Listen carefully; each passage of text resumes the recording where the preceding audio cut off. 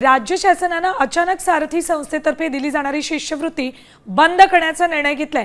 त्यामुळे राज्यातील सुमारे 70,000 आणि कोल्हापुरातील 17,000 मराठा विद्यार्थी या शिष्यवृत्तीपासून वंचित राहणार आहेत। शिष्यवृत्ती बंदच्या निर्णयाला आमचा विरोध असून ती पूर्ववत सुरू करावी, याबाबत 15 दिवसात शासनाने बैठक घेऊन सकारात्मक कार्यवाही करावी, अन्यथा रस्त्यावर उतरून आंदोलनाचा इशारा अखिल भारतीय मराठा महासंघाने दिलाय।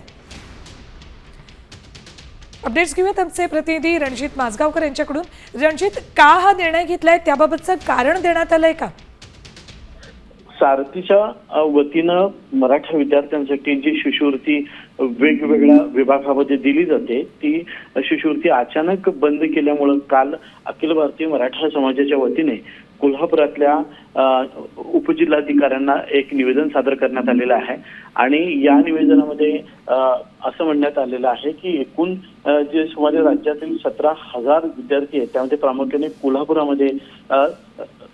कोल्हापुरामध्ये 17,000 आहेत आणि राज्यात 70,000 विद्यार्थी यांना या शिष्यवृत्तीपासून खरं तर वंचित राहावं लागणार आहे।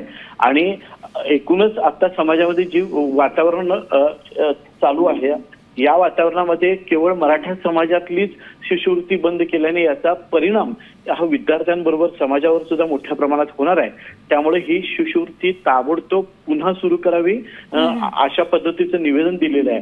राज्य शासनानं ही बाब गंभीरतेने घेतली नाही तर मात्र रस्त्यावरची लढाई करावी लागेल, असा इशारा मराठा महासंघानं या ठिकाणी दिलेला आहे। धन्यवाद रणजित या संपूर्ण माहितीसाठी।